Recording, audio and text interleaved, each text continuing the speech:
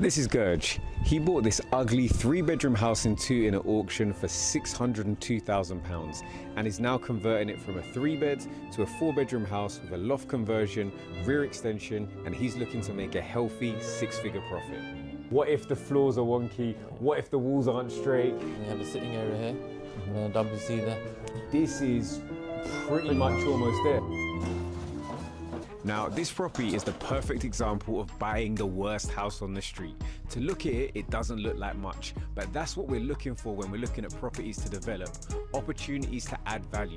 Now, this property, to be honest with you, looked terrible. The floors were uneven, there were walls that were skewiff, there was leaks, there was damp, and a whole host of problems. But problems are opportunities to make money. Now outside, the property looks basically the same as when it was purchased, but inside, a lot of works have taken place, and they've been working inside for the last 3 months. So let's go inside and see what they've done so far. Hello. Hello. What's going on, brother? You good? I'm good, man. Oh, you're busy today. I will be honest, this might be the most laid back and relaxed property developer contractor I've ever met. Now on a plus side, it's amazing. So if you haven't already, go and check out our Maribel Road project. He did all the works there, absolutely smashed it. Took that property from just over 400K to just under 800K, so almost doubled the value. 3 months in, 3 months of hard work. Talk to me about what you've done today. Yeah, so we've done the loft conversion. Yeah. We've started second fixing, the electrical upstairs. We've done the rear extension as well. We've done all the steel work. And we've done the skimming for the first floor and loft, and we're going to start the brickwork. Nice. I see a few other bits, new staircase, New staircase, loads of... yeah. I think the other thing that people don't think about when you look at, you know, period refurbs or conversions are the what ifs. What if the floors are wonky? What if the walls aren't straight? What if you've got to replace the joists and things like that? How many additional costs do you think you've had on this project today? Probably about 12.5K. 12.5K. Yeah. Do you know what? Later in the video, we're going to break down where some of those costs come from. Yeah. But for now, let's go and have a look around. I'll show you. So I guess on the ground floor, this is where the majority of the value is added. You've taken what was quite a boxy, almost pokey layout and turned it into a luxurious, well, gonna be luxurious, open plan kitchen, living room by opening up all of this space. So now you're gonna have direct access onto your private garden. Yeah. Now I guess now we've got like a mains contractor, a builder. One thing that will be really valuable for those that are watching is the specifics. So how much does a rear extension like this cost? So range is obviously different, but for example, this one's about 50,000. About 50. And how far did you go out? 3 meters. 3 meter rear extension. So 3 by 6. 3 by 6. Okay, so good amount of size that's been added to the property, around 18 square meters. Yeah. Now I think what's really important is when people are trying to work out whether or not they should do an extension, whether or not they should do a refurb, it's what actually is going to be the pound for pound return. How much money do you have to spend to work out how much money you're going to make, and not just how much money you're going to make, but also what risks are involved, i.e. are you now going to need planning permission, are you going to need party wall notices, and how long is it going to take, because all of these things are going to affect your time value of money.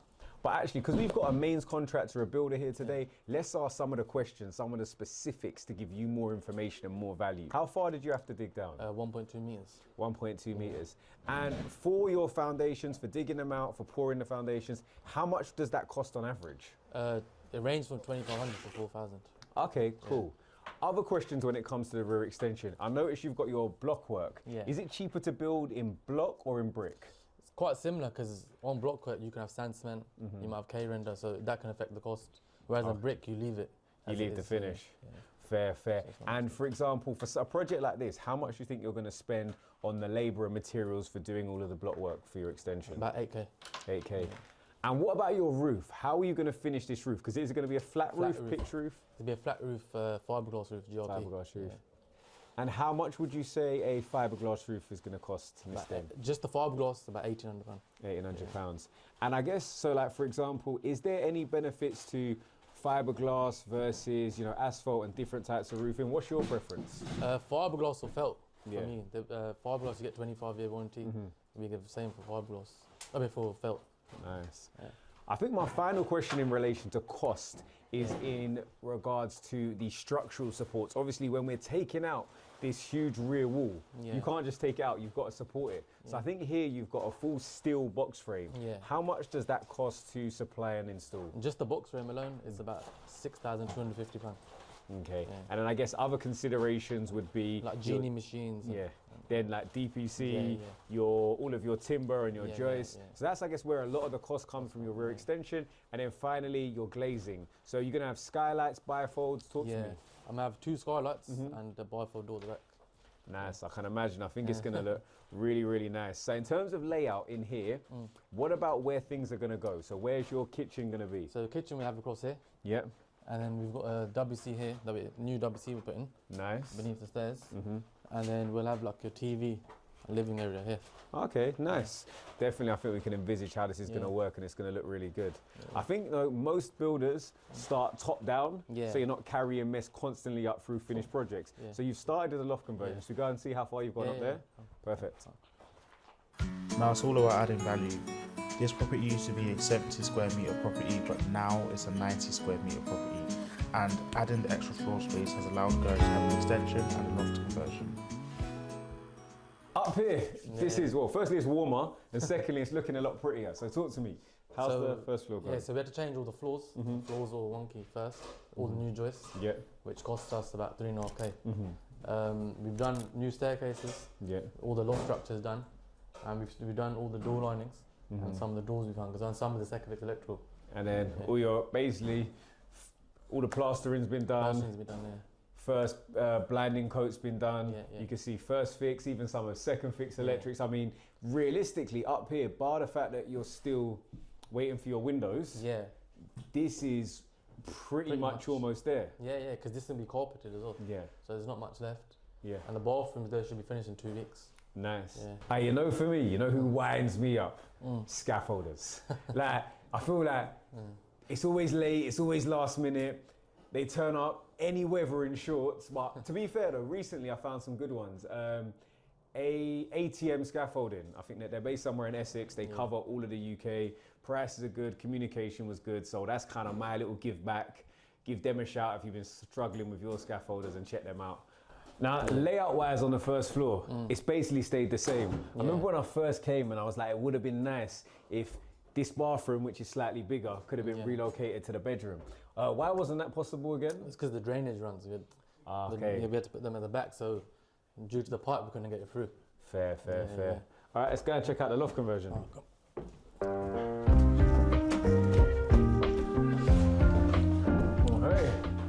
So this is master bedroom, principal bedroom, depending on who's selling the property.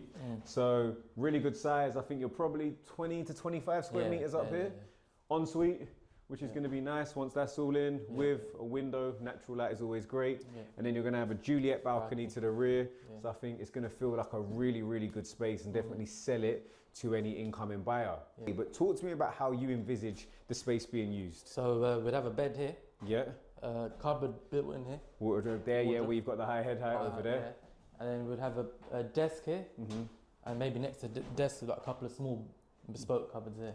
And then you've obviously got all the eave space as well, and the ensuite over there.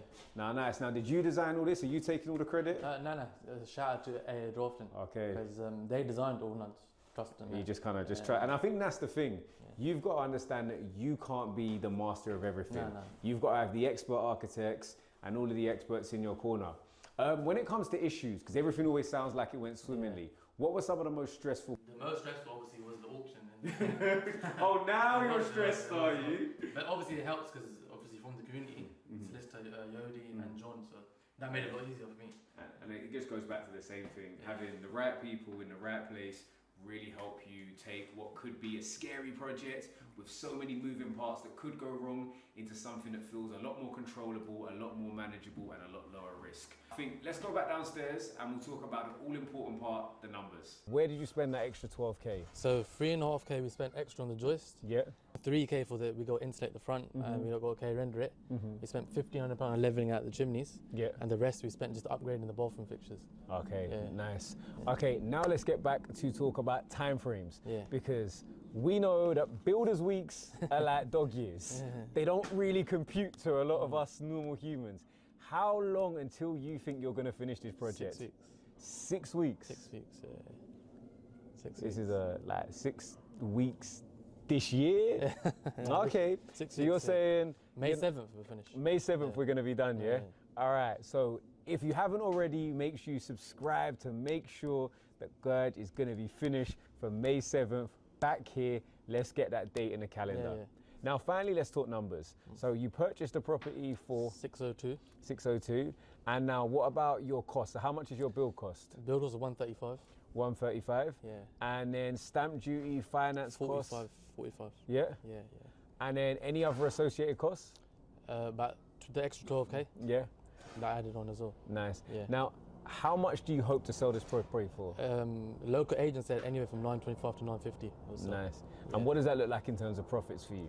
About 125 to 150. 120 to 150 in the region. Yeah. Okay, nice. Look, obviously this has been another great development project. If you haven't already locked in, make sure you do to see part 2 to see if those time frames and numbers are realistic. But also, I want to see the quality of finish that you're going to do, because we've seen all the messy work, we've seen all the structural work, we want to see the internals. This has been another development tour.